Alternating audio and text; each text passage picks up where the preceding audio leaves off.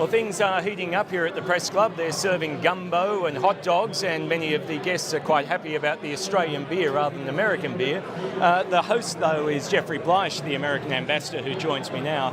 Ambassador, we obviously can't get into the politics of today, but can I ask you more generally, will the result of this election have any impact on the Australia-US alliance? No, Mark, and in fact, that's one of the great things about the U.S.-Australia relationship, is it really has never mattered whether you have a Democrat or a Republican in the White House, or whether you've got a Prime Minister from the Labour Party or Liberal National Coalition here in Canberra. Either way, we always make progress together, and I know we always will. So that is one of the strengths of our relationship, and it's because it's based on values that transcend partisan politics.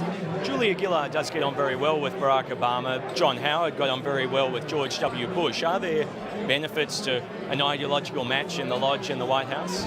You know, chemistry is helpful in the sense that world leaders are lonely in some sense. There aren't a lot of people who are going through what they're going through on a daily basis, and so it's good for them to have friends.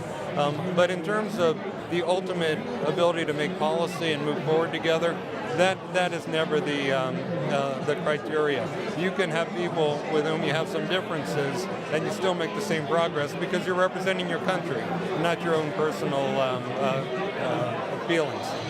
The two countries might be close, but the political systems and electoral systems are very far apart. In the US, there are very few national laws governing who can vote or how you can vote. Voting is not compulsory. You vote on a Tuesday. Yeah. America might be the home of democracy, but does it do democracy very well? Oh, it does democracy very well. One of the things is, for all the bewildering aspects of our electoral system, time and time again, we elect leaders that move us forward. You know, the United States has grown bigger, better, stronger, and wiser with every generation. And sometimes we worry a little bit about leadership here and there, but if you look at the entire arc of history, you can't argue with the results, which is America's turned out pretty well. Sometimes, despite the electoral system we put ourselves through. Why do you vote on a Tuesday?